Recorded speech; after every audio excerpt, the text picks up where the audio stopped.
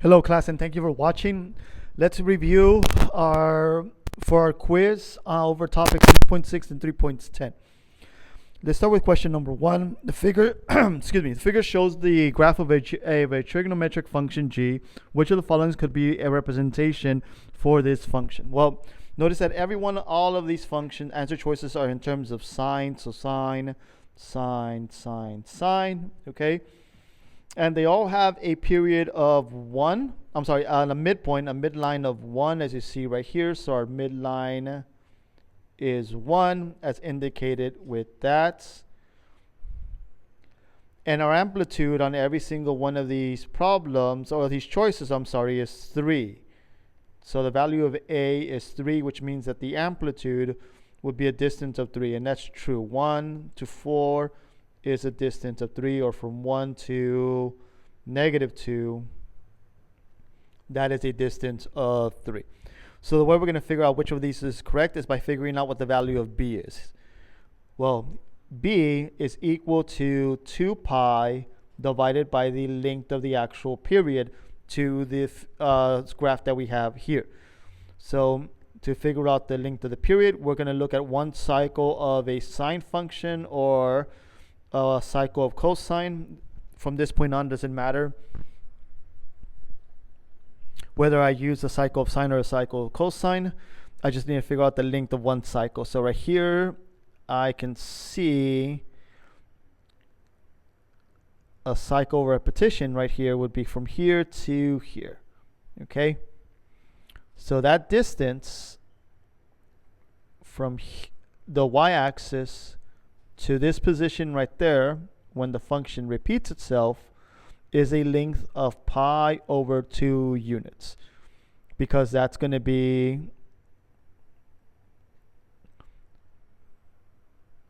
pi over 2 minus 0, which is just pi over 2. So that's our period. So to calculate the value of B, we're going to get 2 pi and divided by pi over 2, which is the same thing as 2 pi times 2 over pi, and that ends up equaling to 4. So we need the value of B to be 4, and the only answer choice that has the value of B to being 4 is letter C. So letter C is the correct answer. For example 2, we're asked to determine which of the following could be an expression for k of x, where k of x is going to be another trig function, okay? So in this example right here, notice that we have some horizontal phase shifts. Some of these examples do have horizontal phase shifts. So the best way of figuring this out is by looking at what the horizontal phase shift is and then going from there. Notice that they all do have one thing in common, that the midline is all at -1. So we know that the midline is not going to be determining again which the correct answer is, since they all have a midline of -1. The way we're going to figure out what the correct answer is by looking at what the phase shift is and how that correlates to the value of A. So on this next example, on the letter A, since there is no phase shift, I'm not adding or subtracting anything to the x, and the value of A is 2, that would mean that if I start at the y-axis at 0 right here, when x is equal to 0, which is right here on the y-axis, and I start here, and I look at one cycle of this function starting right here, I do have a sine function, but since the function goes downwards, it's not going to have a positive value for A, and the value of A should be negative. So this is not going to be the correct answer. Okay. If I look at the second answer choice, and I look at this phase shift of -pi, okay, so if I look at pi being negative, which is located right here, and I look at this cycle of the sine function, which starts in the midline, goes up, goes down, and then goes up to create one cycle. Well, this is a positive cycle of sine. So the value of A cannot be negative, and the value of A would have to be positive in order to have a positive cycle of sine. So because of that, this is also going to be the incorrect answer. Now, if I look at the next answer choice, this has an answer choice of a positive phase shift, okay? This would have to be a positive value. So if I look at this number right there, a positive value of sine, I kind of did this backwards, but regardless, if I look at that position, this is actually backwards. This right here should have been the purple one, and this one should have been the green one, because this is going to shift it to the left. So if I look to the left at pi and have that be negative pi, be my starting position, I see that if I start right here on the midline and go up, this is going to create another positive cycle of sine. So this cannot be the correct answer since the value of a is negative. This cannot be the right value, because in order for it to be negative, I would need a negative cycle of sine. So this is going to be out as well. Okay. And then finally, I have this quantity right here. So even though I don't see it, again, negative pi, that's going to move it to the right. Okay. So to positive pi. And if I look at this starting position right here, and I continue again, periodic function, so I know it's going to go up, down, down, up, and then back up. So this will look like from this position. And if I start the cycle at pi to the right here, and even if I did it the wrong direction, I started right there, I would see that the graph goes downwards, goes up, and then down again, just like this one, down, up, and down. So since this is a sine function, but a negative cycle of sine, since we go down instead of up, that means that the value of a does have to be negative, and this one matches up to that. So the correct answer to this is letter D. Letter D would be the expression that matches to the graph that we see for k. Now for example number 3, we have a trig function g. We want to know which could be the expression for g. Now again, we have all sine functions, and they all have the midline at 1. So our midline is right here at 1. Okay, so let me zoom in. And the amplitude and b is all the same on every single one of them. Okay, notice that the amplitude is 2 on all of them, and they all have some version of 2, negative 2, positive 2, negative 2, negative 2. The value of b is aught 2. So all of those things are going to be the same. So we're not going to be focusing on that. And what's going to determine again overall is that phase shift again. So which phase shift is going to create this function here? So let's start with, again, from left to right. Let's look at letter A. If I look at letter A, notice that this thing does not have a phase shift. We're not adding anything to the x. So that means that the graph should start here at this location on the y-axis. So if I have, again, this is my starting points for this situation, and I look at one cycle for sine, which starts at the midline, I see that the cycle of sine goes up, down, and then finishes again normally. Well, in this situation, because the graph goes up, that means that the value of a would have to be a positive value of a, so a positive 2 instead of a negative 2, since we go up 2 units instead of going down 2 units. So letter A is incorrect. That is not the correct, again, expression for G. Let's look at an example, answer choice B. Answer choice B is going to shift it to the right, pi over 2 units. Okay, so if I start at pi over 2, which is right here, okay, and I create my cycle for sines from the midline, starting going down and up, and then back down. Well, since the graph goes down, that means that the value of a would have to be negative instead of positive. So that eliminates answer choice B. So that one is out. So let's look at now answer choice C. Answer choice C is going to shift this graph to the right by pi units. So if I go to pi and I look at this, look at what cycle we create for sine. Well, we create a positive cycle of sine since the graph goes up from pi, and we go up from pi, we go up. That means that the value of a would also have to be positive 2 if this is going to be the expression. And since this is the value of a is negative 2, this is going to be incorrect yet again. So letter C is out. So by a process of elimination, letter D yet again has to be the correct answer. And let's see why that matches up.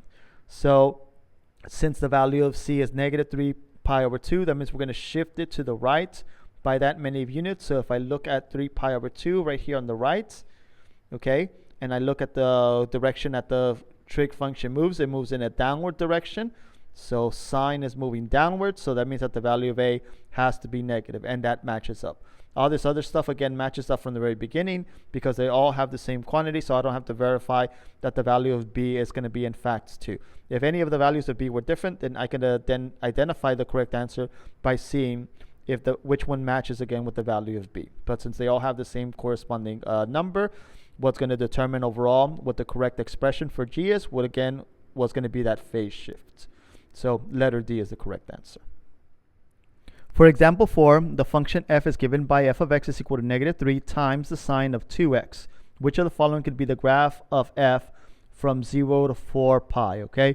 So let's see. Well, we see that the value of a, first of all, is equal to negative 3. We have a sine function, which means, again, since there is no vertical shift, our midline is 0. Right here is 0.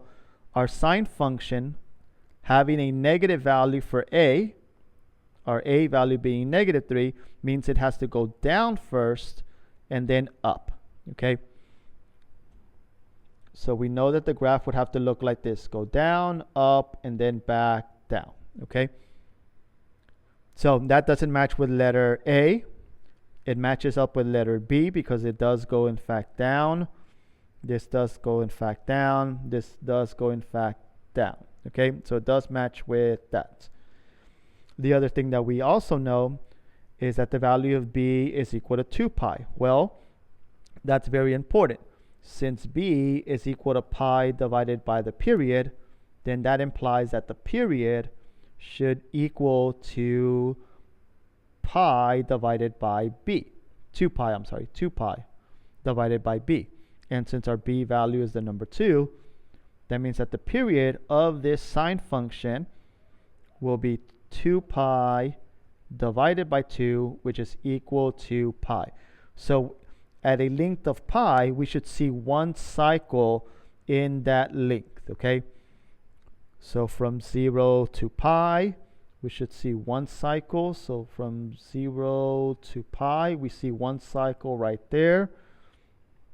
From here to here, we do not see one cycle right there. And this right here, from 0 to pi, we do not see one cycle, as you see right there. So it looks like the correct answer is going to be letter B. Now, if you can determine that, if you actually have a cycle in that interval, we'll figure out what the value of B is. So work backwards. Since we know that the value of B has to be 2, again, we'll just use this format instead. Know that B has to equal to 2 pi divided by the period. So let's see what the period is for each one of these things right here. So let's do this one right here, okay?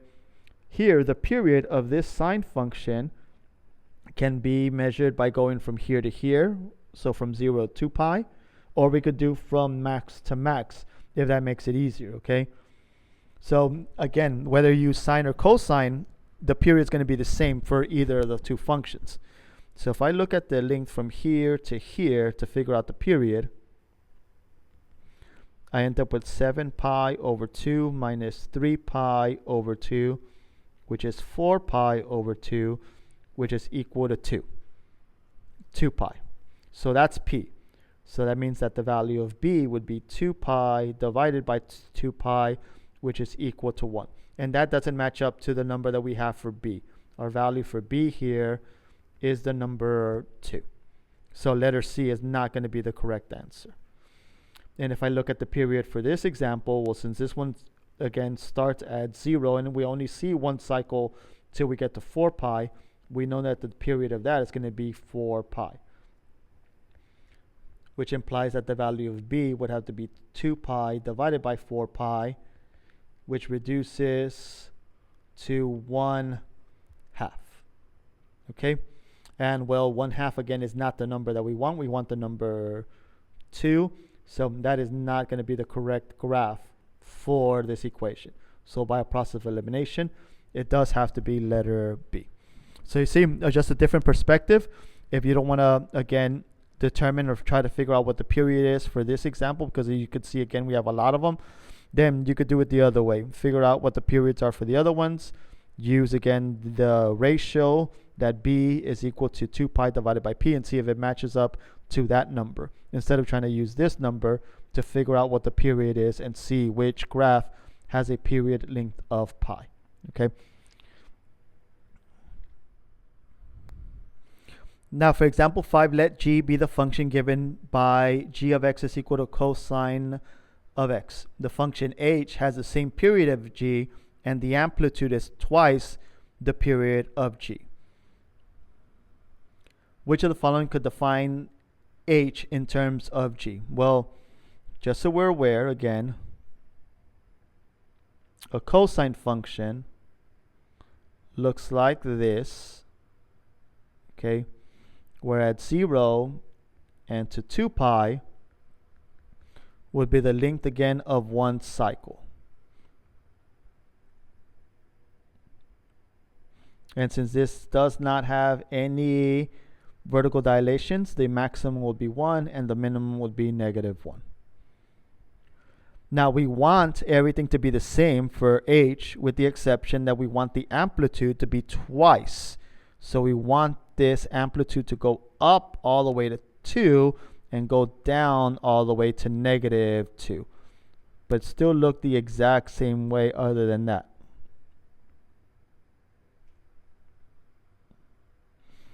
So as you see right here, we want a vertical stretch. Well, to result in a vertical stretch, we have to multiply the function itself, all the y values, which is what g of x stands for. G of x stands for the y coordinates. We want to multiply by that by 2. So if I want to multiply the y coordinates by 2, that means I want to multiply, again, this notation by 2, because they both mean the same thing, okay? So we want to do that. So the equation that matches up to h in terms of g will be letter B. This is going to result in a vertical stretch. So manipulating the amplitude is an example of a vertical stretch, or a vertical shrink. But in this case, because we're making it twice as big, it's a vertical stretch. Example 6, the function f is given by f of x is equal to 1 minus 2 times cosine of x. Which of the following is the graph of this expression? So let's see what we have here. Notice that there is no phase shift. We're not adding or subtracting anything to the x, but we do have the midline shifted down to 1. Okay, so our midline is at 1, or shifted up to 1. So 1, 1, and 1. Okay. The value of a is -2. So we have -2 times the cosine of x plus 1. And again, like I said, the 1 correlates to the midline. The value of a is -2. So that means that our cosine function should start from the lower point and then go up and then go back up. Okay, so it should look something like this. From the midline, of course, from the midline. This again would be that the midline is 0, but we want the midline to be at 1. So if I look at this example, this one correlates, okay? So we would have to go from the midline, we would have to go down 2. And the cycle looks like this. Well, this is not a cosine function because our cosine function doesn't start on the midline. It starts, in this situation, below because of the negative value. So letter A is not going to be the correct answer right there. Well, let's look at this next one. Since our value of A is -2, from the midline, we would have to start 2 units below the midline for cosine functions. They do not start in the midline. And since this one is starting above, then this cannot be the correct answer for F.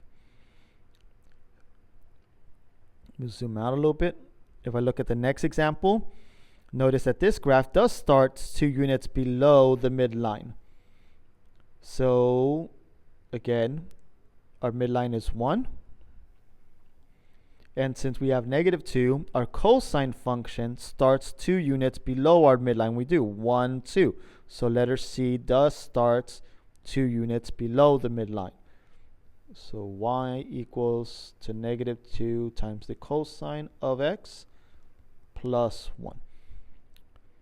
And, well, just with that, we see that this has to be the correct answer, because when I look at the next one doesn't even have the midline at negative 1. It has the midline at positive 1. So the equation for this one would be positive 2 times the cosine of x minus 1. Because our midline is at negative 1, our cosine function starts 2 units above it, so that's positive 2. And of course, the cycle is going to be this normal cycle of 2 pi. Since from here to here, that's a length of 0 to 2 pi. And well, the same thing right here. This one starts at 0, and the cycle finishes at 2 pi. So from minimum to minimum, since this is 0, we stop at 2 pi right there. So that's going to be the correct answer. So letter C is the equation to this value right there. Let's look at what the equations would be for these other ones right here. So for letter A, it's not going to be a cosine function. This one right here would be y is equal to negative 2 sine of x plus 1. And I know it's a negative sine function because it starts on the midline, so that's how I know it's sine. And I know that the value of a is going to be negative because instead of going up to 2 units up, it goes 2 units down. So that's the value of a is negative. And this example right here on letter B, the equation to this is y equals to positive 2 cosine of x plus 1. I know again it's cosine because it does not start on the midline. It starts 2 units above the midline. So that's how I know it's cosine and that the value of a is going to be 2, since the graph starts 2 units above the midline of 1. Question 7 reads that h is the function given by the sine of x. The period of k, another function, is going to be twice the period of the function of h, and the graph of k is a horizontal translation of h by negative pi units. So let's figure out which is the equation that defines k in terms of h. So let's see what we have right here, okay? So since we want to do a period, for the period to be twice, that's going to be a horizontal dilation, okay? And since we want the period to be twice as long, the notation for that is going to be the reciprocal notation. It's going to be 1/2.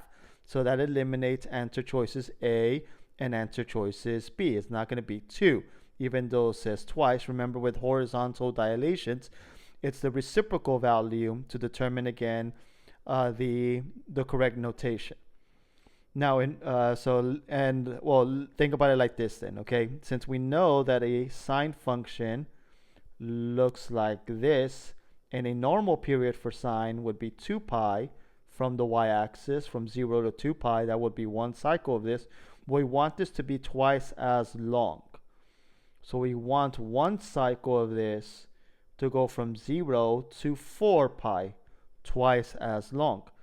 Well, the value of b, since our period is going to change from 2 pi to 4 pi, b will equal to 2 pi divided by this new period length of 4 pi, which is going to reduce the pi's out and reduces to 1/2. So you see, that's another way of thinking about this and determining what the value of b is. The value of b has to be 1/2. So again, eliminates that.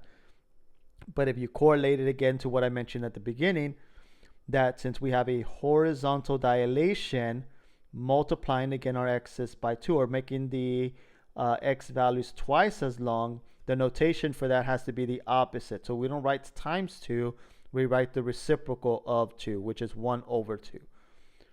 So now let's look at the horizontal shift. To have a horizontal shift of minus pi, in other words, to move it to the left, that means we're going to have to add pi.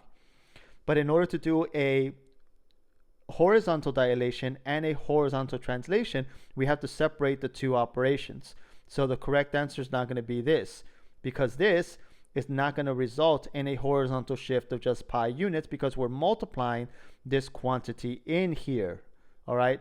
And this notation is taking into consider again that we factored out, or again distributed in that factor of 1/2. So whenever we do a horizontal dilation, make the period twice as long, a horizontal dilation, and do a horizontal translation, we have to separate again those two operations using again a grouping symbol to reflect the horizontal shift. So the correct answer for this is going to be letter D. Now for example 8, the function f is given by -3 times the cosine of pi over 2x. Which of the following is the graph of f? So let's look at the type of function we have. We have a cosine function. So that means that from the midline, if our midline is 0 in all these examples, our function is not going to intersect the midline at the beginning. Our cycle does not start on the midline. It's going to start either above the midline or below the midline. Well, since the value of a is -3, that means our cosine function has to start below the midline at -3. Therefore, letter A is out because this function is starting on the midline, and that would be a sine function, not a cosine function. Letter B starts at the -3 below, so that would be a cosine function, this one right here. Letter C starts on the midline, so that's a sine function, as you see right there. And letter D starts above the midline at +3. Well, that's not going to be true because the value of A is -3, so we have to start below it, okay? It seems like every single one of these have the same period for this, which the period for this situation is determined by getting 2 pi and dividing it by this value of B. So pi over 2. So to divide 2 pi by pi over 2, we're going to multiply 2 pi with the reciprocal of pi over 2. So 2 over pi. That reduces again these values, and my period is going to be 4. So from 0 to 4, I should see one cycle of cosine. So from 0 to 4, this is not a cycle of cosine. So like I said, that was out. From 0 to 4, so from the y-axis to 4, I do see one cycle of cosine. This again is a sine function, so I shouldn't even bother looking at that one. And this one again, from the y-axis 0 to 4, we do see one cycle of cosine. But since this one is starting at the top, that is a positive value for A, not a negative value for A, so that one's going to also be out, like I mentioned earlier. So the correct answer has to be, yet again, B. Number 9 reads that f is a function given by a cosine function x. The function g is a horizontal translation of f by pi over 2 units. So all we're doing is just simply shifting this by that value of pi over 2. Well, to shift it by pi over 2 horizontally, that's going to affect, again, the x values to our function, and that has to be done on the inside. Notice that this one adds pi over 2 on the inside, so that could possibly be the correct answer. This one adds pi over 2 on the outside, so this definitely is out. But look at this. We have some tricky answers here. We have the sine of x and negative sine of x. That's interesting here. Now, letter A doesn't seem to be the right answer because since we're going to shift it in a positive direction of pi over 2, this notation of plus doesn't move it into the right, a positive pi over 2. This would move it to the left, pi over 2, meaning we would move it to negative pi over 2 units, or move it by negative pi over 2 units. So this one doesn't seem to be the correct answer. So let's see what's going on here, okay? So let's think about what f looks like. Well, f is a cosine function that will start at the maximum, go down, reach a minimum, and go back up. And that's going to be one cycle from the y-axis of 0 to this point right there. That would be one cycle of 2 pi. And cutting 2 pi into 4 parts, and every quarter turn would be 1/4 of that value. So sine is equal to 0 at pi over 2. Sine reaches the minimum value of -1 at pi. And sine reaches back the middle, the 0, at 3 pi over 2. That's, like I said, why it's so important to know the values of cosine on the unit circle, okay? And since this right here is a quarter turn in the opposite direction, that would be negative pi over 2. So look what happens. If I'm going to shift this in a positive direction, pi over 2 units, okay? So let me highlight this and put it underneath. Okay. And I'm going to shift this graph pi over 2 units. Let me duplicate this.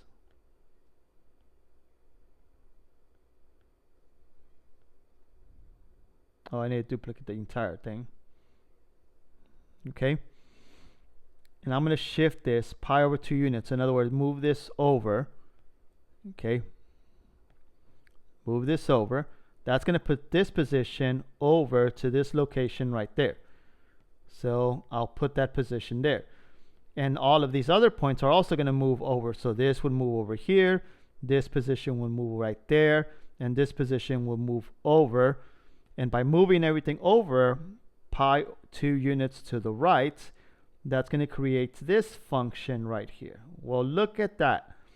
What function is this right here? This is your sine function of x. So they're trying to be tricky on this one by having this be the only answer that has cosine and a pi over 2. But when you investigate this and pay close attention to this sign right there, this sign is telling us that we're moving our value to the right.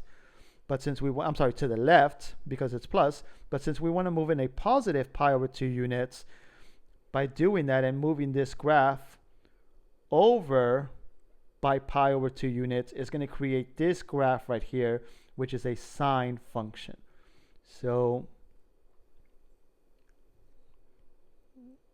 this value right there moved over.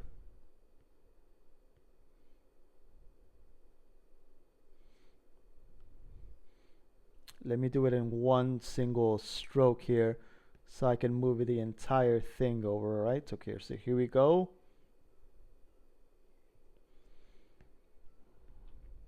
Okay, so you see it's right there. And when I move it over just 90 degrees, pi over 2, I end up with this function here. And as you see, when I stretch this and I do this a little bit better, let me do it in red so it could stand out from the red one, from the black one. This right here, in that same increment, again, is a sine function.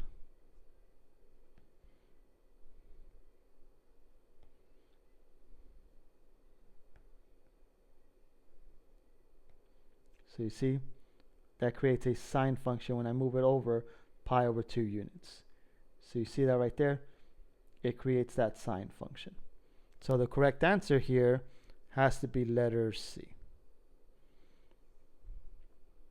So let's write that. This is a very important definition right there. That the cosine of x, or I'm sorry, the sine of x, is simply equal to the cosine of x minus pi over 2.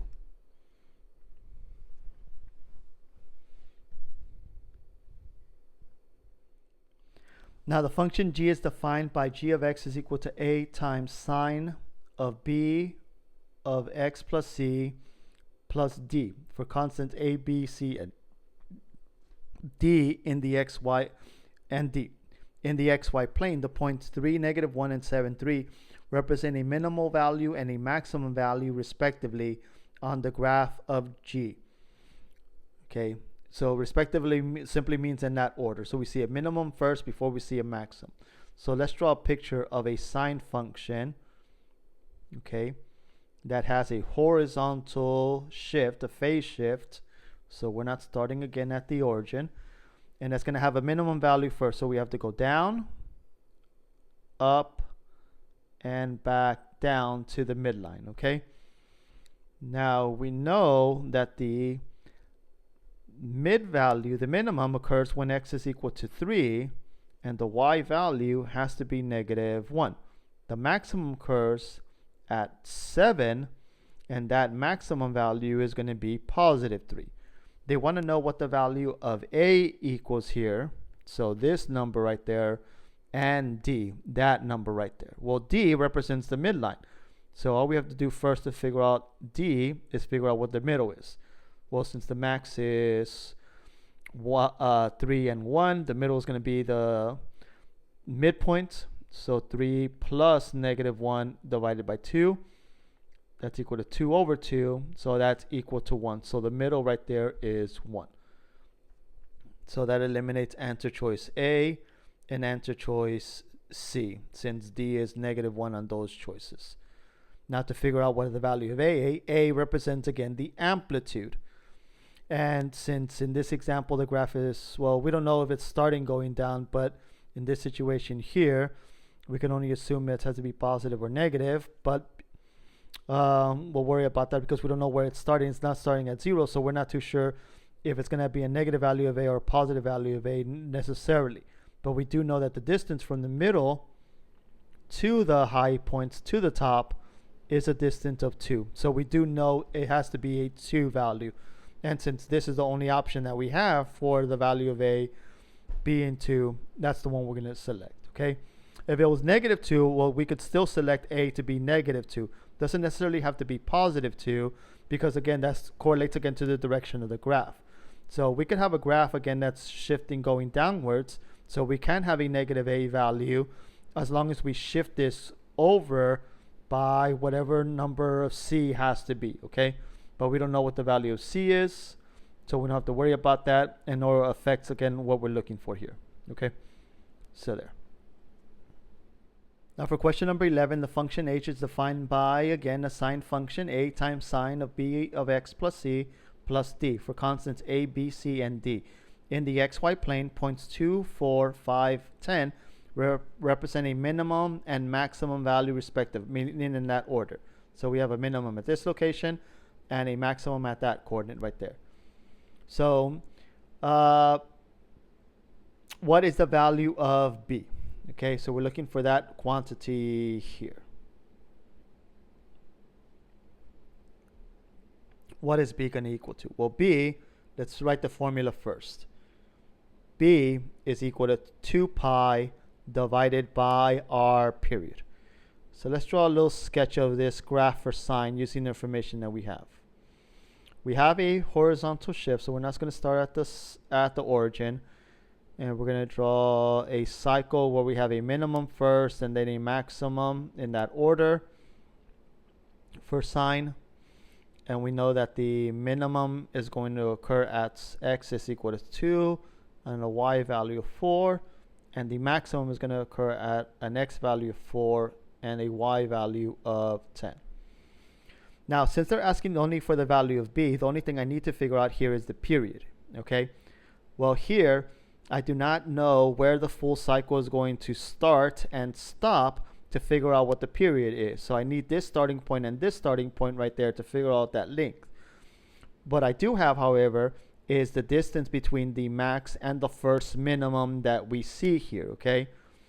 So in this situation, since we see this max right there, the distance between this minimum to this maximum is half the distance of a period.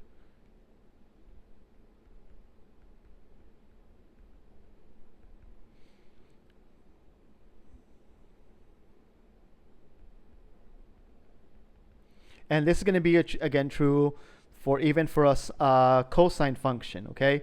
If I can't tell the distance from max to max or min to min for a cosine function and to determine one cycle, I could just figure out half the period by looking at the distance from the x value of the max. Let me rewrite this. The x value of the max minus the x value of the minimum. And if it was the other way around, if the maximum value was first and the minimum value was second, then I would just simply switch these. This would be the x value of the minimum minus the x value of the maximum, because I just go in the order that they appear, okay? So I'm going to do 4 minus 2 here.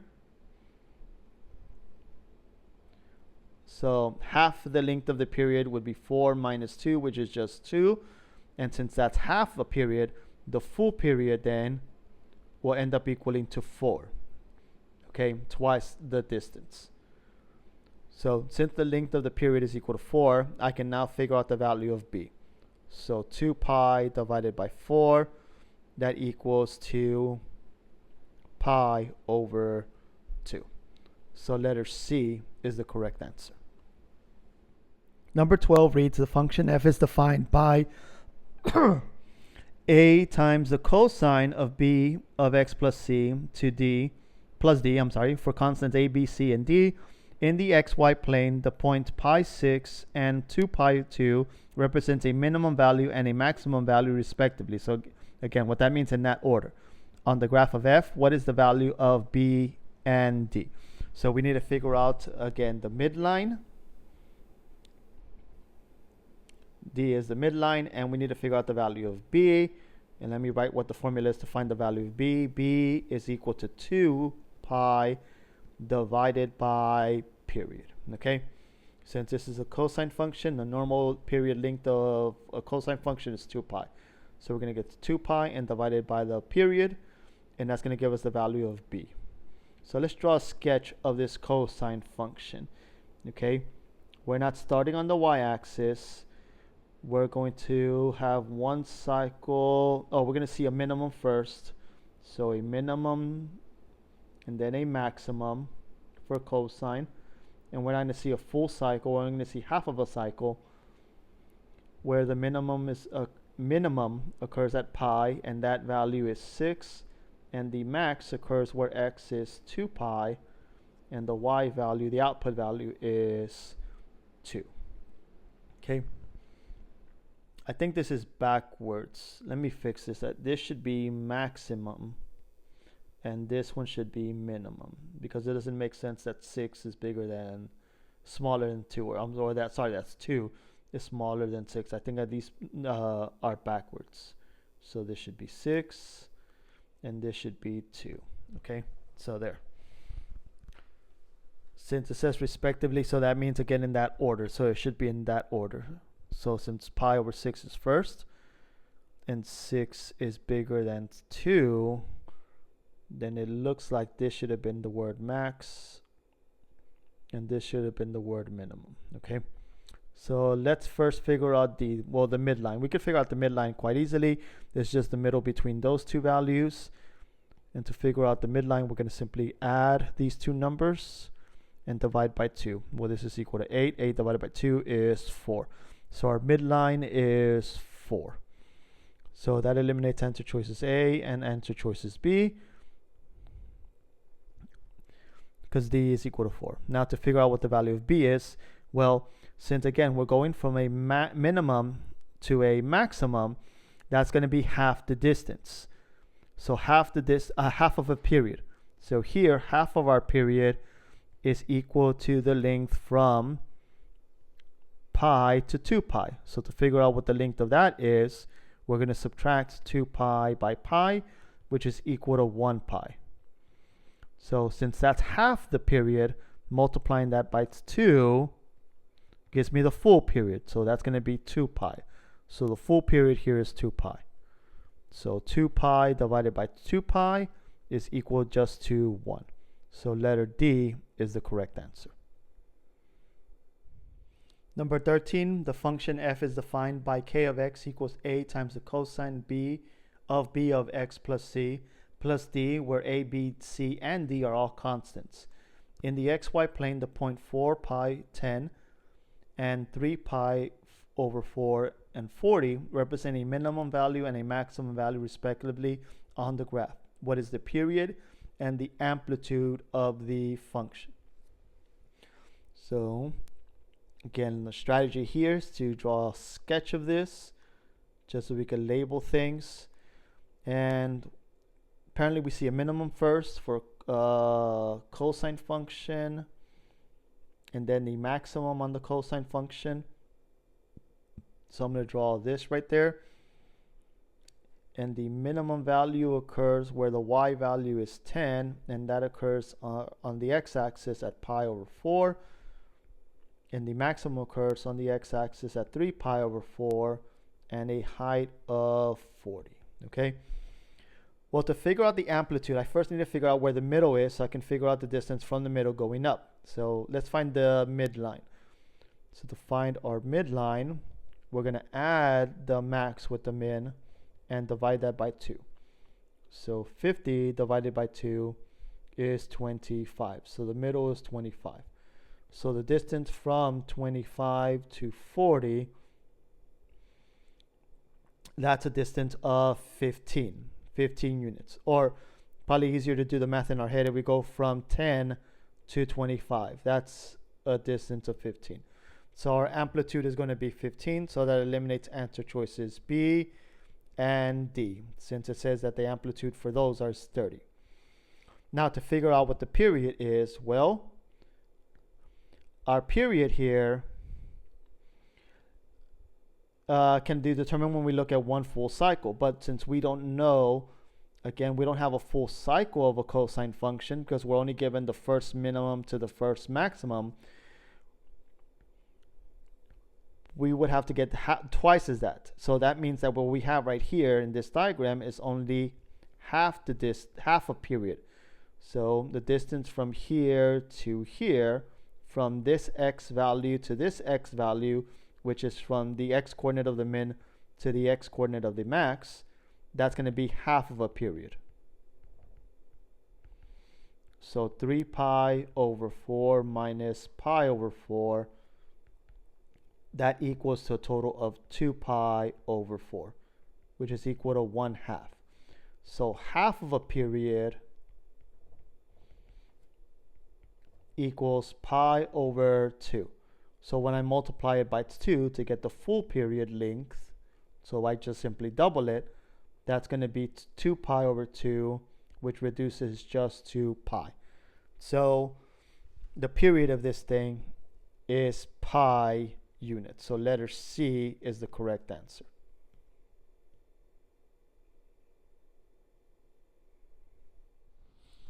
The function f is given by f of x equals 1 plus 2 times the tangent of x. Which of the following gives the vertical isotope of f? Now, since we're looking for the vertical isotopes to a tangent function, remember normally those occur at pi over 2 plus pi k. So the vertical isotopes, the first vertical isotope occurs at pi over 2, and then because the period of tangent is pi units, they're going to occur at every pi interval, every half turn, every 180 degree turn. So pi k, okay? So in this example right here, because there is no horizontal dilations or horizontal phase shifts, again, we have just x. We're not doing anything to the values of x. This doesn't change. So the answer to this is simply going to be letter A. Number 15, the function k is given by tangent of 1/2 x. Which of the following gives the vertical isotope of k? Well, normally the vertical isotopes for k, or for a tangent function,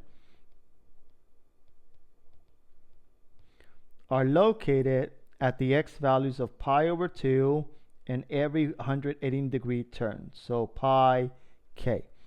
However, since we have a horizontal dilation specifically, okay, that's going to stretch these outwards, okay, because it's 1 over 2, so that's going to result in a horizontal stretch by a factor of 2.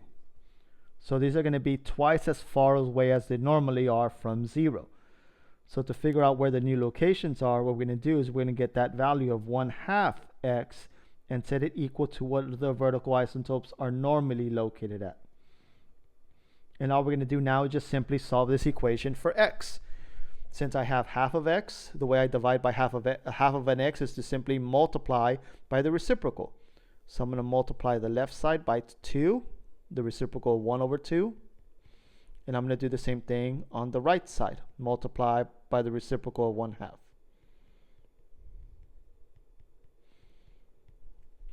So this is going to cancel out, leaving me only with x.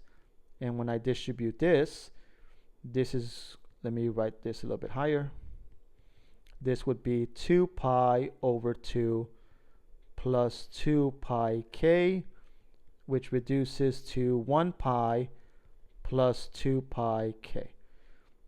So this is going to be the new locations to the vertical isotopes when we do this horizontal stretch by a factor of 2.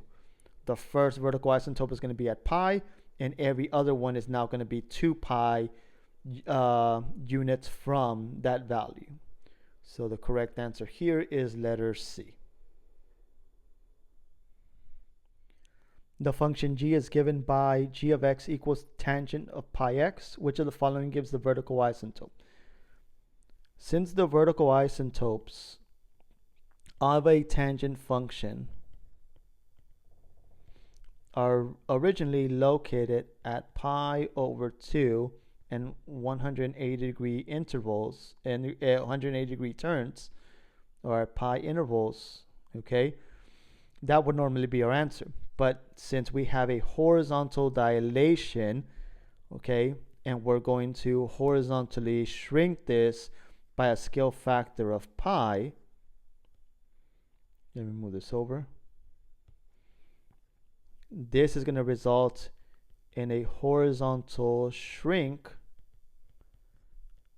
by a factor of 1 over pi. So these things are going to be closer to each other and closer to the x-axis. So though we're going to figure out where the new locations are, we're going to get that quantity of pi x and set it equal to the original locations of our vertical isotope. So we're going to divide everything by pi, which is the same thing as multiplying by the reciprocal of pi. So instead of dividing, I'm going to multiply by the reciprocal. That's the same thing as dividing by pi.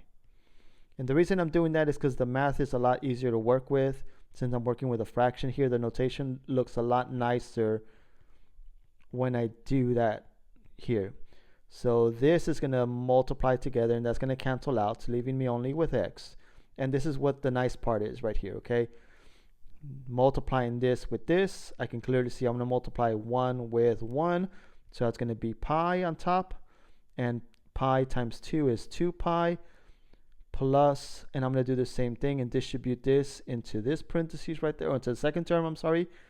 So 1 times pi is pi over pi times the k value.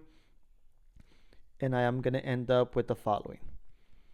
The pi's reduce themselves out, so this is 1 over 2. The pi's reduce themselves out to give me a total value of 1. So x equals 1/2 plus 1k. This is going to be the new location to the vertical isotopes. So letter C is the correct answer. Number 17, the function h is given by h of x equals tangent of x minus pi. Which of the following gives the vertical isotopes of h? The original location to the vertical isotopes of a tangent function is x equals to pi over 2 plus pi k. Now, because we have a horizontal shift where we're going to shift this to the right by pi units, that's going to shift these vertical isotopes as well by that number of units. So to figure out what the coordinate, where the new locations are, we're going to get this quantity of x minus pi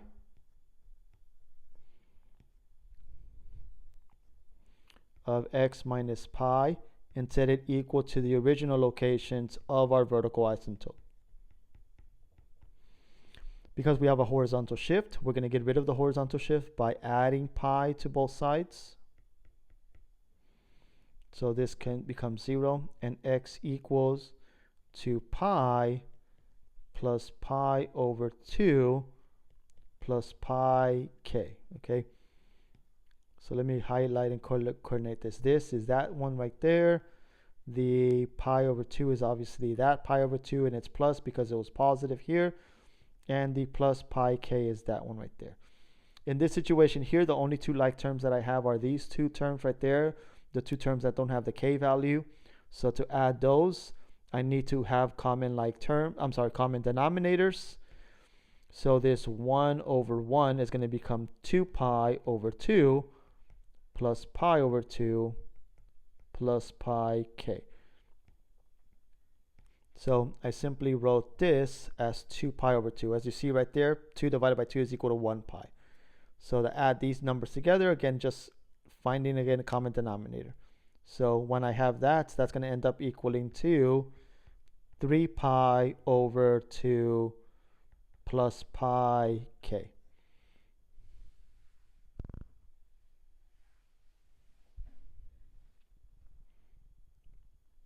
And well, you see right here, it doesn't match up with anything. Well, there's a reason for that.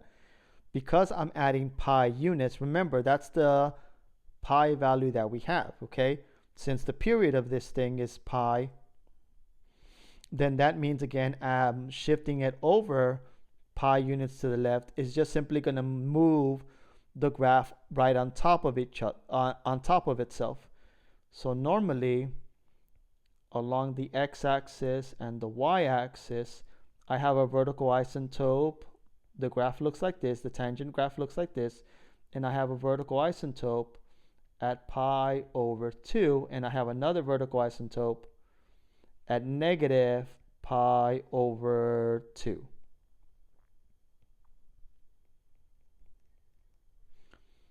Okay, so if I'm going to move this vertical isotope, okay, this one right here, that's on the left side, all right, by a value of pi units to the right, that's going to shift this thing from this location here a whole pi units to the right.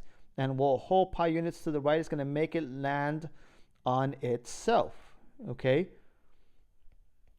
So that means that the answer to this is going to be the exact same location as before, because shifting over to the right of pi, the length of a period of tangent is going to just simply put the vertical isotopes back on top of where they currently are right now. So this one right here in purple, is going to simply move on top of this one right here in red to that one right there. And then again, the same thing with all the other ones. The one that's over here, okay, at negative 3 pi over 2 is going to simply move to this purple one. And this one that's right here is going to move to 3 pi over 2. To this one over here in brown, which is at 3 pi over 2. So it's going to simply just move these vertical isotopes on top of each other to the right. So nothing changes. And since nothing changes, the locations of the vertical isotopes are going to be back to where they originally were. So the correct answer is letter A. For question 18, the graph of the function f is given in the xy plane. If f of x equals to a times the tangent of bx, where a and b are constants, which of the following is true? So what's going to be true about a and b? Okay, is a going to be a positive number? Is a going to be a negative number? Okay, and is b going to be a number that's going to be greater than 1 or less than 1? Those are the options. Well, let's first figure out what the value of a has to be. If a has to be positive or negative. Well, since a again is my scalar right here, my vertical dilation, well, I know two things about that. The bigger the value of a is, the stretchier is going to be. The smaller the value of a, again, the narrower these things are going to be, the shorter these are going to be. Okay, so vertical stretch by the value of a. Now, the difference between a being a positive number and negative number is whether we have a reflection. Anytime our value of a is negative, then we have a reflection of our current function. In this situation, we have a reflection of our current tangent function. And since all tangent functions normally go upwards, okay, the value of a in this situation, because this graph is also going upwards, means that a has to be a positive number. So a has to be positive, greater than 0. Since this, like I said earlier, this goes up. So letter C is going to be out and letter D is going to be out. Now, how do we determine the value of B? Well, the value of B for a tangent function is pi over the period, since the period is pi over B. Now remember, for cosine and sine, the formula for B is 2 pi over P, and the period is 2 pi over B, because the period of a sine and cosine function is 2 pi. But for tangent, that's only going to be pi. So let's figure out what the period is. We don't need this one. Let's figure out what the period is and divide 2 pi by the period. Well, the period of a tangent function can be determined by simply figuring out the distance from vertical isotope to vertical isotope. Okay, so this right here would be the length of the period. And since this vertical isotope is at 3 pi over 4, and this one is at pi over 4, I would subtract those to figure out what that length is. So this is 2 pi over 4, which is pi over 2. So we can figure out not the value of b by getting pi and dividing it by pi over 2, which is the same thing as getting pi and multiplying it by the reciprocal of pi over 2, which is 2 over pi. That reduces the pi's out, and we only are left with 2. So the value of b has to be positive 2, which is a number greater than 1. So letter A is the correct answer. For 19, the graph of the function h is given in the xy plane, and h equals the tangent of b of x plus c, where b and c are constants. What are the values of these of b and c? Well, to figure out the value of b, we simply need to get pi, because that's the period of a tangent function, and divide it by the actual period of the graph that we have here. So here, the period can be determined by figuring out the length from one vertical isotope to another.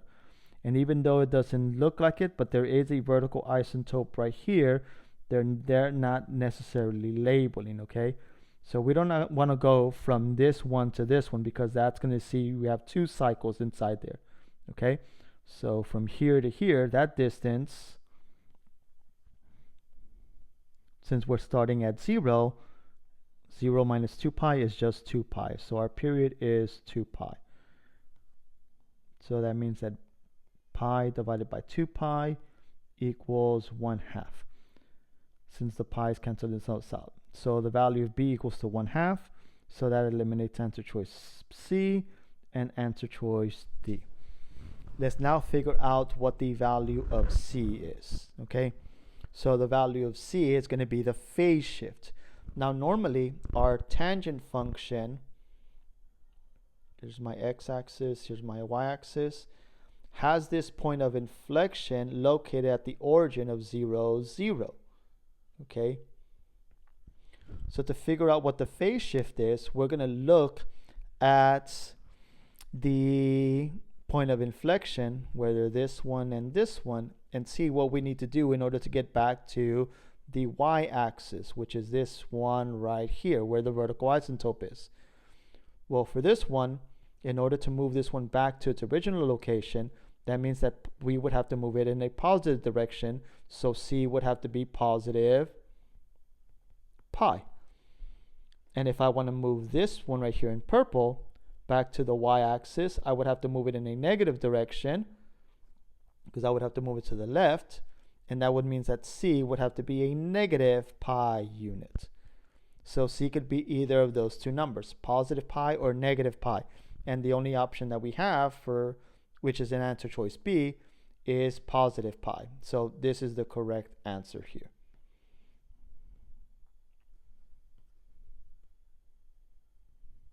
So letter B is the correct answer. Number 20, the graph of the graph of the function k is given in the xy plane. Which of the following could be the expression for k of x?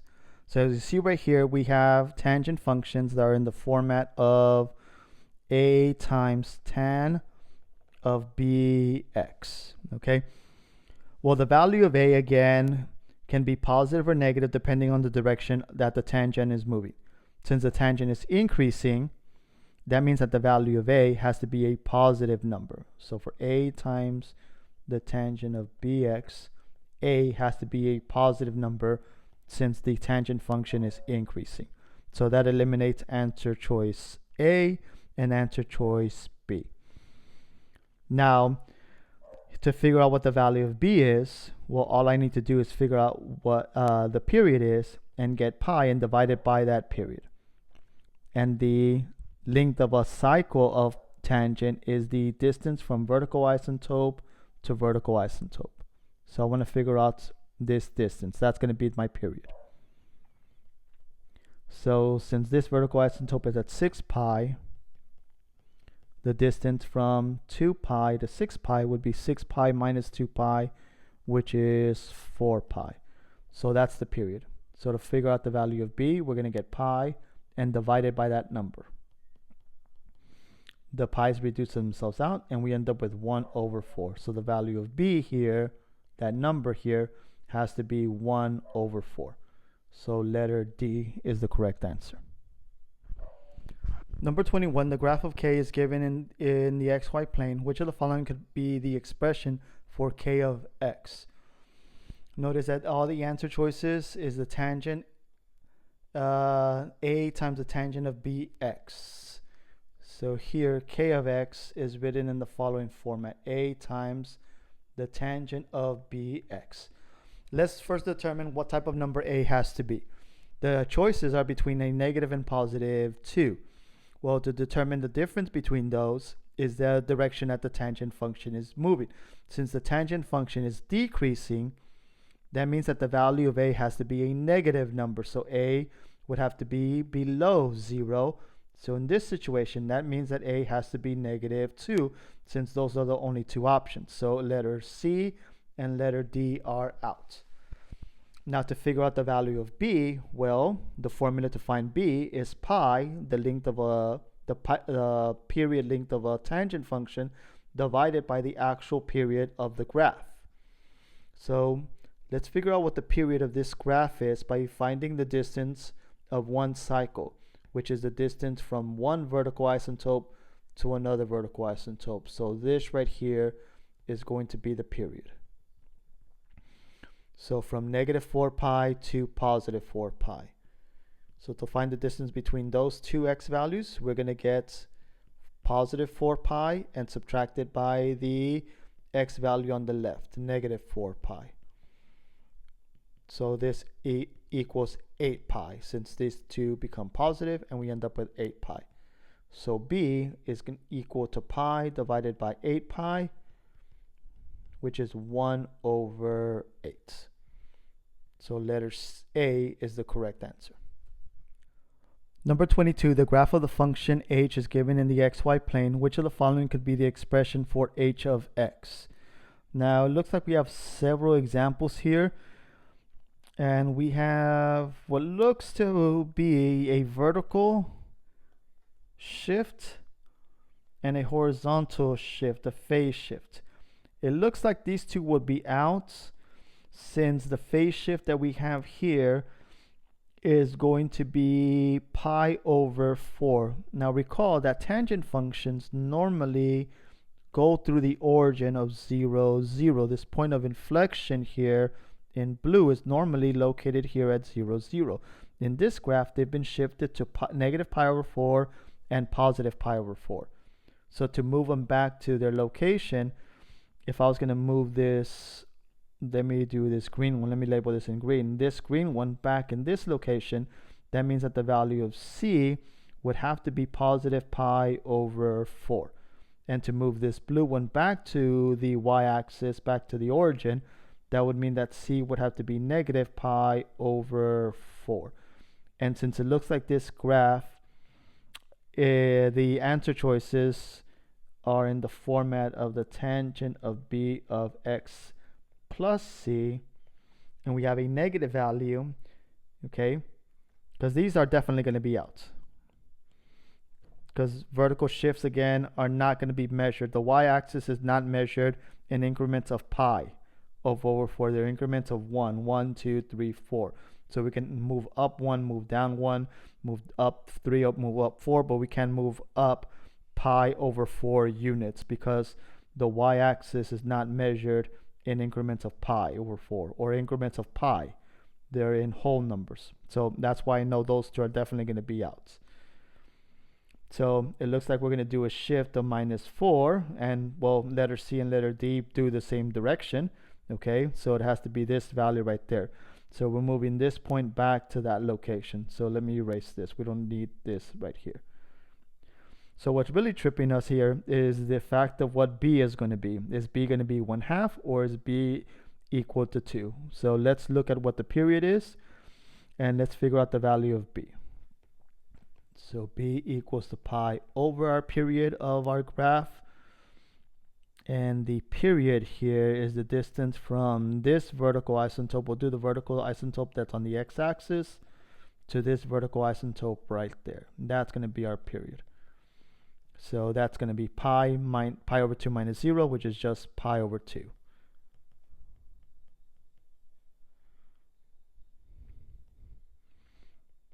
So pi divided by pi over 2.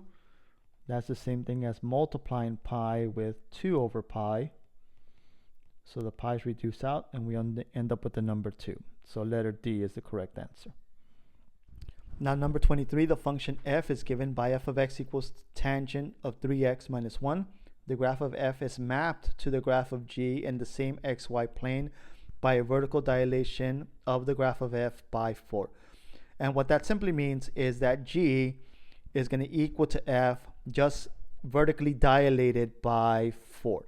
So vertical dilation means that we're stretching this again vertically, and in the notation of a times tangent of b of x plus c plus d, vertical dilations are affected the entire function. So they're going to take, again, they're going to be the y value here, okay? So that's going to affect the entire thing.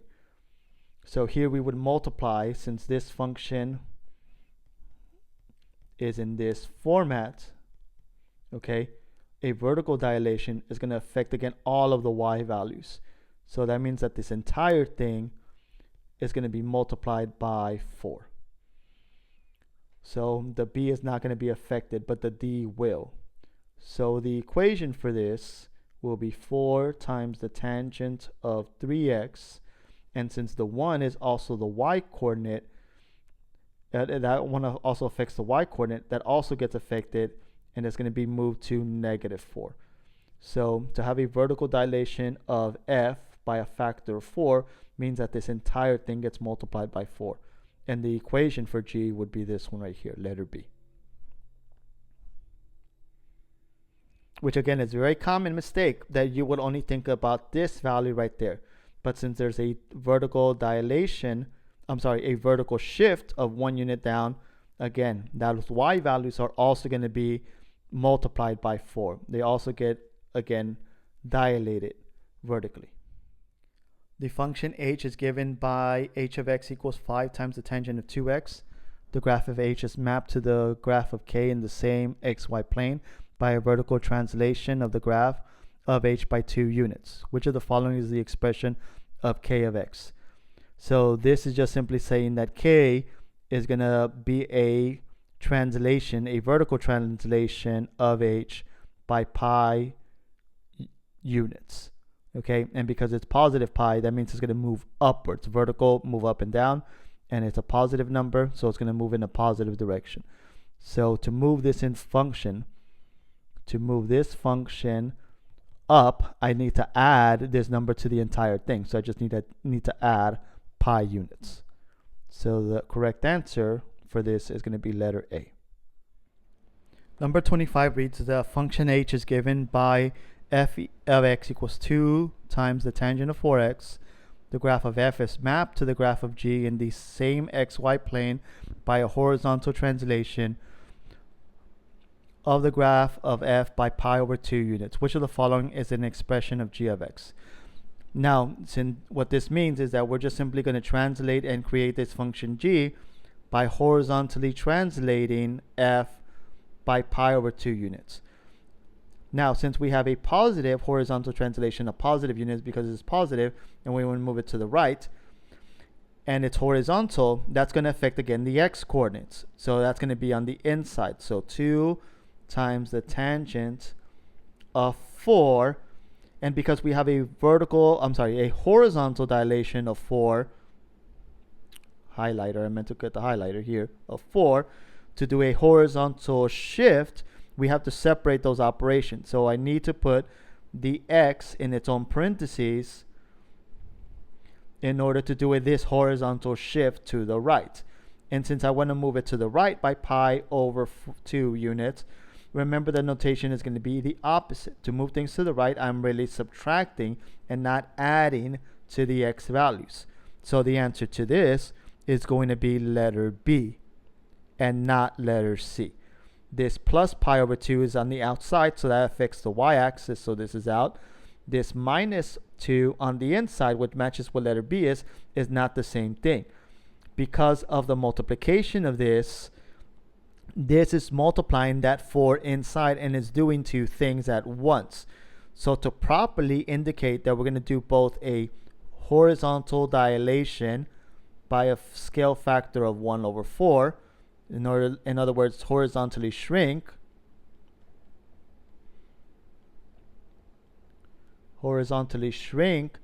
the graph of tangent by 1 over 4, and do this shift, we have to separate those two transformations. So we have to have 4 and then in parentheses the horizontal shift. So letter B is the correct answer and not letter A. The function h is given by h of x equals 6 times tangent of 2x. The graph of h is mapped to the graph of k in the same xy plane by a horizontal dilation of the graph of h by a factor of 5. Which of the following is an expression of k of x?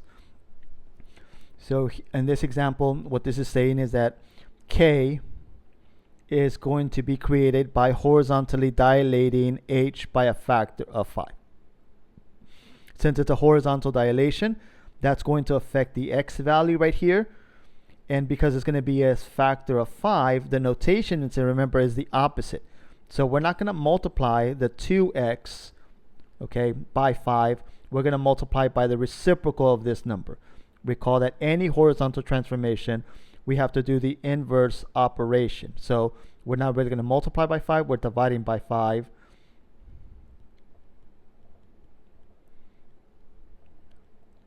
Which is equivalent to multiplying by 1 over 5. So we multiply by the reciprocal of whatever the scale factor is. So here the equation would be 6 times the tangent of 2 over 5x. So not 10x, but this value right here. So letter D is the correct answer.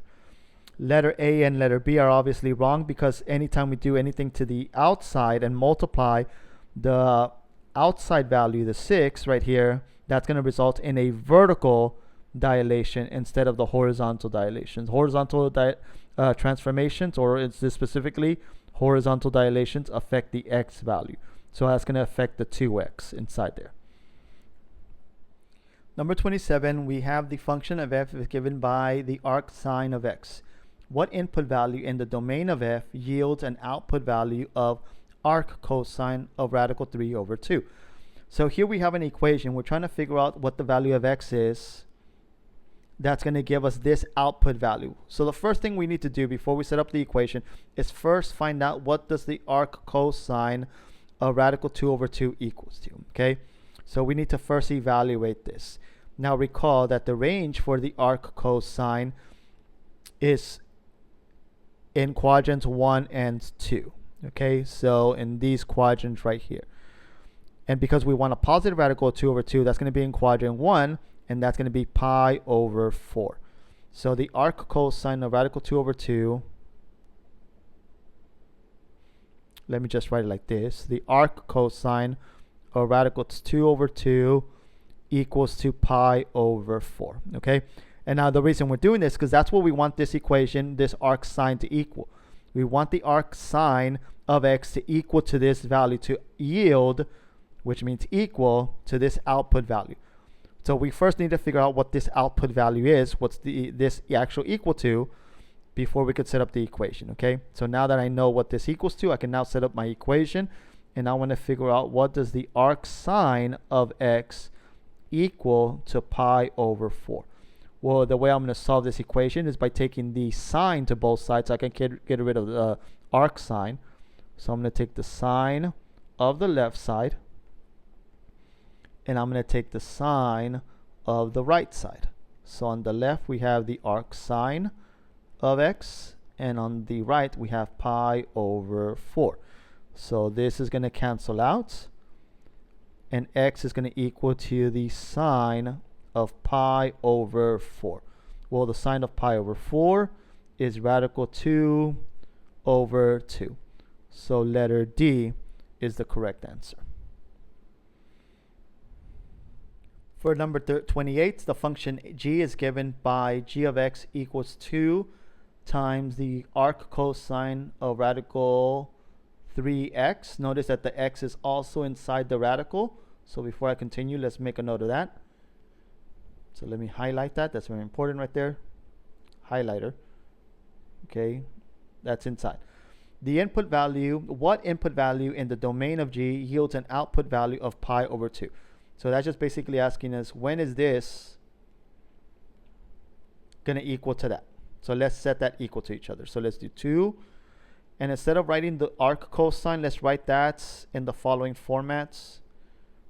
So let's do 2 times the arc cosine, let's write it like this, of radical 3x. Okay, and we're going to set it equal to pi over 2. So the first thing we're going to do is get rid of the times of 2. So we're going to multiply both sides by the reciprocal of 2. So 1 over 2, that's the same thing as dividing by 2. So this reduces out. And the reason I do that notation is because I just find it a lot easier and more convenient, especially over here. Instead of trying to divide this fraction by 2, it's just easier to write it again as that notation there.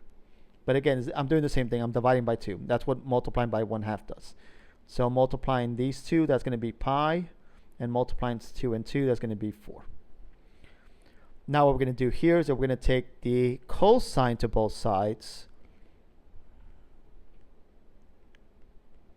And the reason we're going to take the cosine of both sides, because that's going to be the inverse to the arc cosine.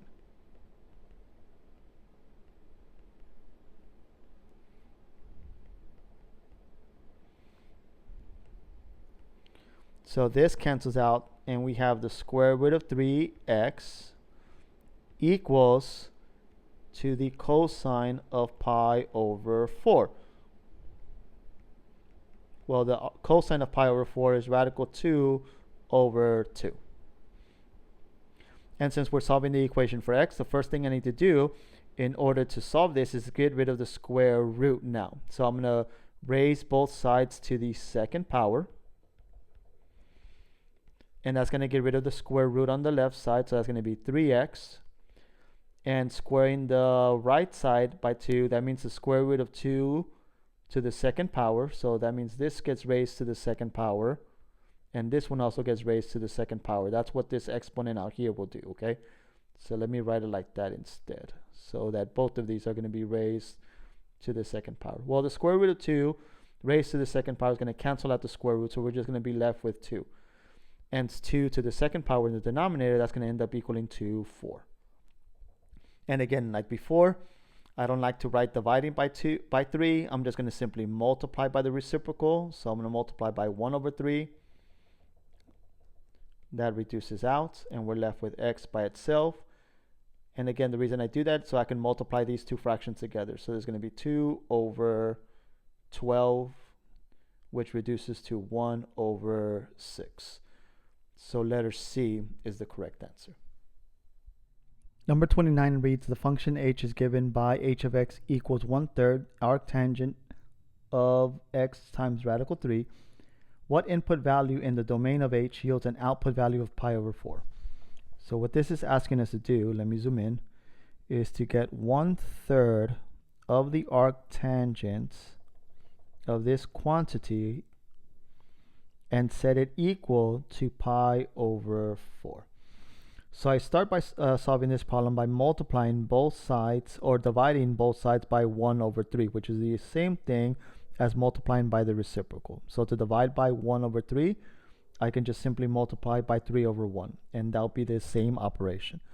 So this will reduce itself out, and I have the arc tangent of x radical 3 equals to 3 pi over 4.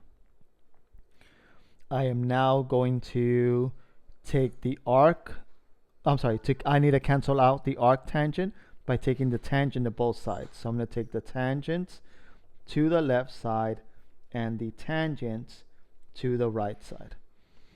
And on the left, I have the arc tangent of x times radical 3, and it equals to the tangent of 3 pi over 4.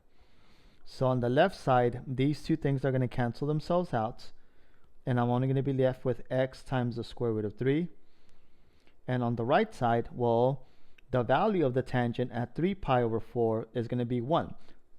Any multiple of pi over 4, the tangent of any multiple of pi over 4 is going to end up equaling to a value of 1. But since we're in quadrant 2, that's going to end up being a negative 1 value. So tangent of 3 pi over 4 equals to negative 1. And now all I have to do to solve this equation for x is to divide both sides by the square root of 3, which again, to keep it consistent to what I did the first part right here, I'm going to multiply by the reciprocal. So I'm going to multiply by 1 over radical 3. So 1 over radical 3. So this and this cancels out, and x equals to negative 1 over radical 3. So letter B is the correct answer. Number 30, the function k is given by k of x equals 3 times the arc sine of 2 pi x. What input value in the domain of k yields an output value of pi over 2? So we're going to set k to equal to pi over 2.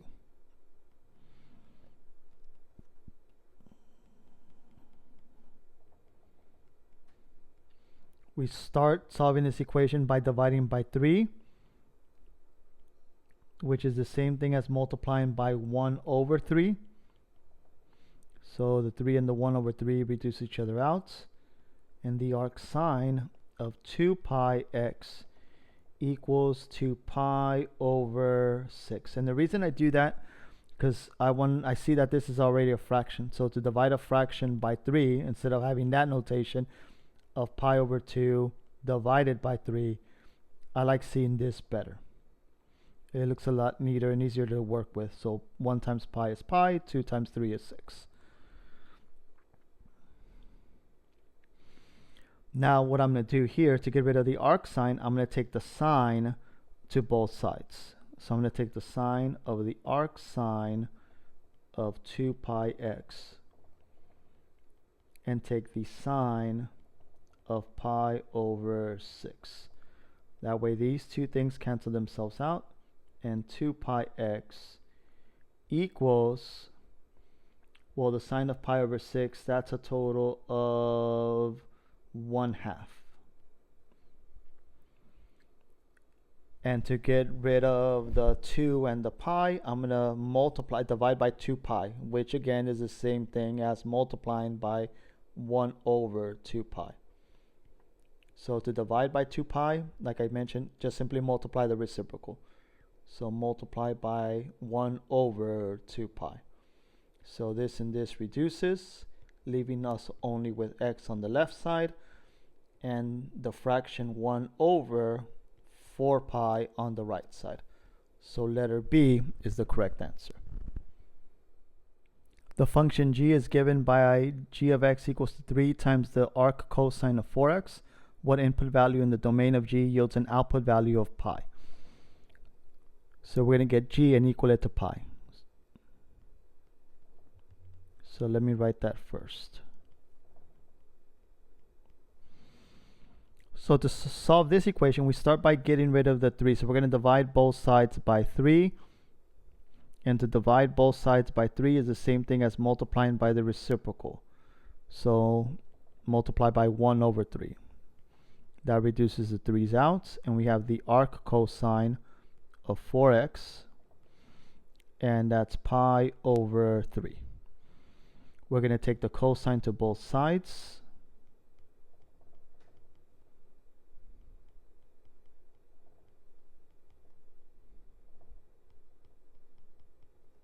That reduces this out.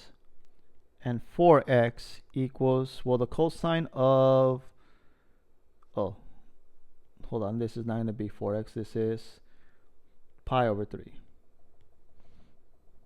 I'm just rewriting this up there, okay? So I took the cosine of 4x, pi over 3, and I took the cosine to both sides.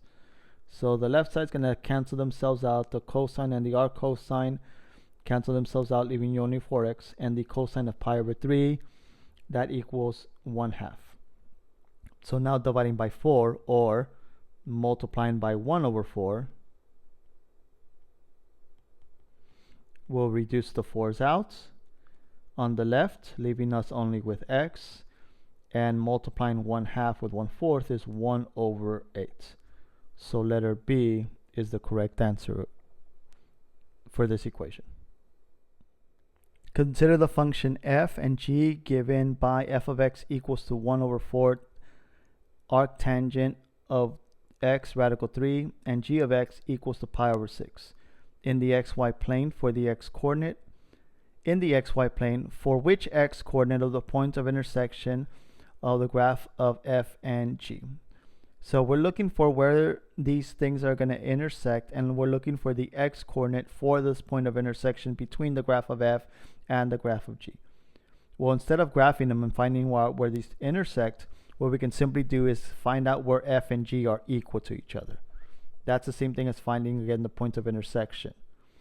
So if I get f, which is 1 over 4 arctangent of x times radical 3, and I equal it to pi over 6, I'm going to find the x values to this point of intersection. So to solve this equation, we're going to divide by by 1 over 4. Since we're multiplying by 1 over 4, we're going to divide by 1 over 4, which again is the same thing as multiplying by the reciprocal of 1 over 4. So 4 over 1, or simply the number 4. So this reduces, and we have the arctangent of x times the square root of 3, and that equals to 4 pi over 6, which does reduce. Let's reduce that fraction, and let's reduce that to, because they do have a common factor of 2, to 2 pi over 3. Okay, much better. So now what we're going to do, we're going to take the tangent to both sides. So if I take the tangent to the left side,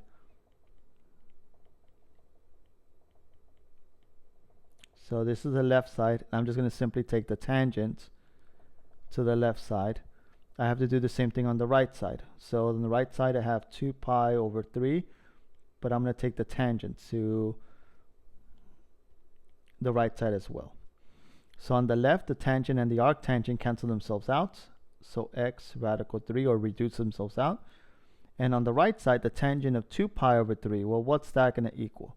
Well, that's going to equal to square root of 3, since the tangent is the sine of 2 pi over 3 over cosine of 2 pi over 3. Sine of 2 pi over 3 is going to be positive radical 3 over 2, and the cosine of 2 pi over 3 is going to be negative 1/2. So dividing those two numbers, that's going to give us negative radical 3. So we're going to divide now both sides by radical 3. So divide this side by radical 3. That's going to reduce the left side, leaving us only with x. And since we're dividing two identical values, we're going to end up with 1. Well, in this case, negative 1, since we're dividing a negative radical 3 by a positive radical 3. So we end up with negative 1. So letter C is the correct answer. Example number 33 reads that consider the function f and g given by f equals 1/2 the arcsine of x over radical 3 and g of x equals pi over 6 in the xy plane for which x coordinates of the point of intersections of the graph of f and g. So what is the x coordinate where f and g are going to f and g are going to intersect? That's essentially, again, the same thing as figuring out where does f and g equal to each other. So to solve this equation, or to figure out what these coordinates are, where the x coordinate is to this point of intersection, we're going to get the function f.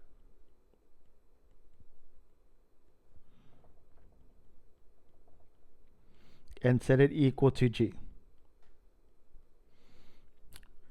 So to solve this equation, we'll start by dividing both sides by 1/2, which is the same thing as multiplying by the reciprocal of 1/2, so 2/1. So we're going to multiply both sides by 2/1. That's the same thing as dividing by 1/2. And that will reduce again the fraction, these two fractions here. So this is going to become 1. So 1 times the arc sine of x over radical 3. And the right side will multiply. That'll be 2 pi over 6. But since there's a common factor right there of 2 pi over 6, we can reduce this by dividing both sides by 2. So it's going to be pi over 3. We're now going to take the sine to both sides. So I'm going to take the sine on the left side.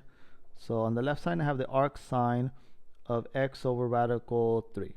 Okay, so to get rid of that, I'm going to take the sine on the left. And I'm going to do the same thing on the right side. Take the sine of pi over 3.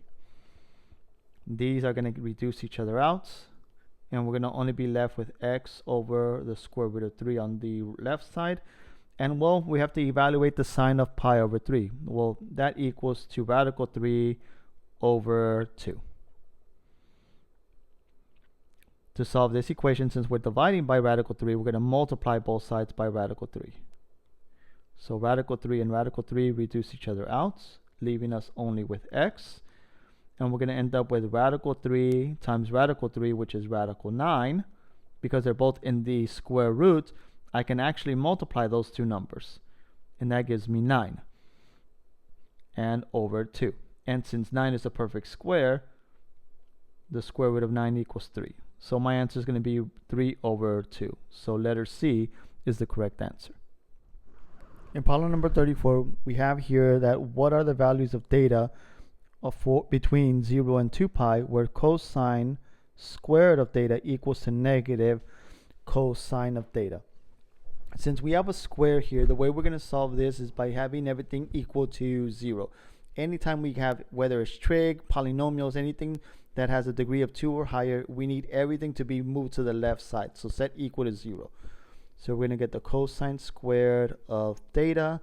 And we're going to move this over here by adding it to both sides. So it's going to be positive cosine of theta. And that's going to be set equal to 0. Well, I can't combine these two terms because this one is raised to the second power and this one's not. But since this notation, again, is the same thing as cosine of theta to the second power, you'll see that they have a common factor of cosines. So if I factor out a cosine from each two of the two terms, okay, so let me erase this, and I factor out a cosine out of the left two terms right there, taking 1 out of the 2 leaves me with 1 cosine here, and taking the 1 from here leaves me just with the value of 1.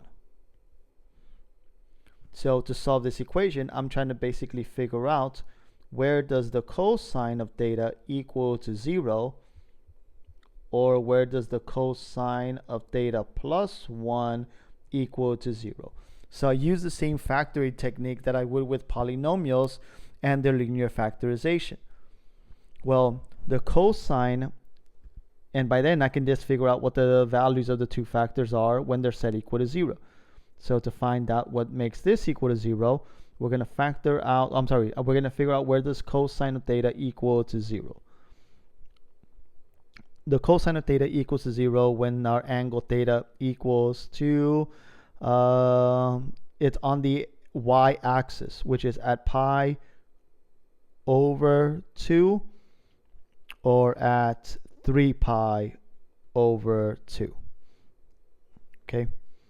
And well, when is the cosine of theta plus 1 going to equal to 0? If I subtract 1 from both sides, that means that the cosine of theta has to equal to negative 1. Well, the only place again that cosine equals to -1 is when we are on the x-axis at pi. So theta has to equal to pi. So our answer is going to be these two angle measurements here to get cosine to equal to 0, and this one angle measurement here to get cosine plus 1 to equal to 0, or to get cosine to equal to -1. So that's going to be our answer. So our answer is letter D. Even though there's a typo, there should be a 2 right there. And our answer is going to be letter D. For 35, what is the value of theta between 0 and 2 pi, where 2 times sine squared theta equals 3 over 2?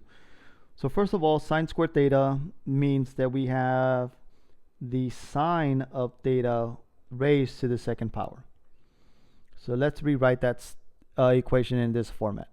So to solve this equation, we're going to divide both sides by 2, which is the same thing as multiplying by the reciprocal of 2. So again,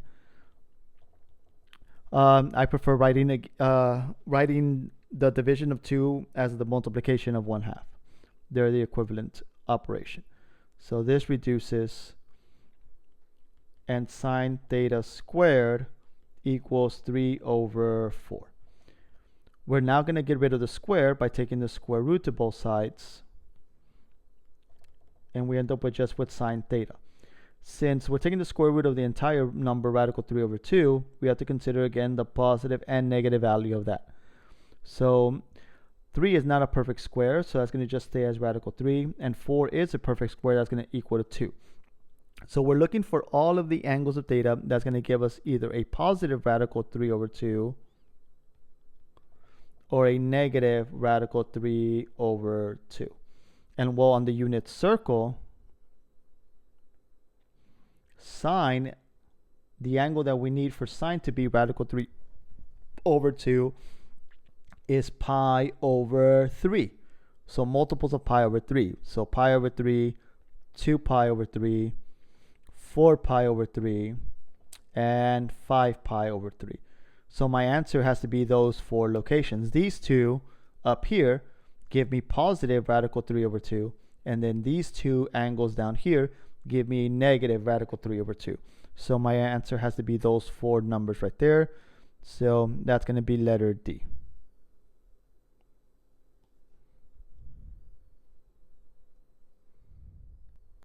Number 36, what are the values of theta such that 2 times the cosine of theta equals radical 3? So here this one's a pretty straightforward problem, because all we have to do to solve this equation is start by dividing both sides by 2. So if I divide by 2, the cosine of theta equals radical 3 over 2. And well, where does the cosine of theta equal to radical 3 over 2? So if I look at my unit circle, okay, and just focus on the first quadrant right here, okay, let me do it in a table, right? So at a table, my angle theta is going to be pi over 6, pi over 4, and pi over 3. Sine of theta, cosine of theta. So sine starts off at 1/2, radical 2 over 2, and radical 3 over 2. And then cosine is radical 3 over 2, radical 2 over 2, and then 1/2. So where does cosine equal to radical 3 over 2? Well, that's going to be at pi over 6 on the unit circle. So on multiples of pi over 6, in quadrant 2, the multiple of pi over 6 in quadrant 2 would be 5 pi over 6. In quadrant 3, that would be 7 pi over 6. And then in quadrant 4, that would be 11 pi over 6. And since all students take calculus, cosine is going to be positive in quadrant 1 and in quadrant 4. So the answer to this is going to be pi over 6 and 11 pi over 6. So letter B is the correct answer. Now let's look at example number 37. Here we're looking for the angle of theta such that -2 times the cosine of theta equals to radical 2. So negative 2 sine of theta equals radical 2. So we're going to start by dividing both sides by negative 2. So we're looking for the sine of theta to give us negative radical 2 over 2. Well, I know again the following. So if I make myself a t-chart for my angles, sine of theta, cosine of theta, I can figure this out. So I have pi over 6, pi over 4, and pi over 3. So 1 over 2, radical 2 over 2, and radical 3 over 2. Cosine will be radical 3 over 2, radical 2 over 2, and 1 over 2. So if you don't have these memorized, again, you can create this table. You do have to know, again, the order, 30 degrees, 45 degrees, and 60 degrees, okay? And you know, as to go again in the order, the numerators are decreasing. So pi over 6, pi over 4, and pi over 3. So that's an easy way to memorize it. And then sine, again, just starts with 1, 2, 3. And of course, the denominator is always 2. And cosine starts with 3, 2, and 1. Okay? So good way, again, of memorizing those. So now when we look at this, since we want sine to be negative radical 2 over 2, well, we know that sine equals to positive radical 2 over 2 at pi over 4. So if we look at the unit circle, they're going to be increments of, or multiples of pi over 4. So in quadrant 2, the multiple of pi over 4 in quadrant 2 is 3 pi over 4. In quadrant 3, that's 5 pi over 4. And in quadrant 4, that's 7 pi over 4. And since all students take calculus, sine is going to be negative in these two quadrants down here, okay, because sine is positive in quadrant 1, because everything's positive in quadrant 1, and sine is positive in quadrant 2. So sine is going to be negative down here and down here and down here. So at 5 pi over 4 and at 7 pi over 4. And since we're only doing one rotation around the unit circle, we're not going to have the general solution. So our answers are 5 pi over 4 and 7 pi over 4. So letter D is the correct answer. Now for this question here, 38, what is the value of theta? Again, for one rotation from 0 to 2 pi, such that 4 plus 2 times the cosine of theta equals to 3. So 4 plus 2 times the cosine of theta equals 3. So to solve this equation, we're going to start by subtracting 4 from both sides. So that eliminates that, and we have 2 times the cosine of theta equals negative 1. We're now going to divide both sides by 2, and the cosine of theta has to equal to negative 1/2. So let's make ourselves a table of values for our angles, sine of theta, and cosine of theta. So we have 0 radians, pi over 6, pi over 4. What is this? Yeah, pi over 4. And then pi over 3. And then, of course, we have a 90-degree rotation, which is pi over 2. Okay? So since sine again starts from the midline at 0, it just goes up. So 1, 2, 3, and then to a whole value of 1. So 1 over 2, radical 2 over 2, radical 3 over 2, and then radical 4 over 2, or just 1. Okay? And then cosine just starts in the opposite direction. It starts off at 1, and it just goes down. So 1, radical 3 over 2, radical 2 over 2, 1 over 2, and then 0. Since we want cosine to be a negative 1/2, well, looking at quadrant 1, we see that cosine equals to positive 1/2 at pi over 3. So we're going to look around the unit circle at multiples of pi over 3. So in quadrant 1, pi over 3. In quadrant 2, that would be 2 pi over 3. In quadrant 3, that would have to be 4 pi over 3. And then in quadrant 4, that has to be 655 pi over 3.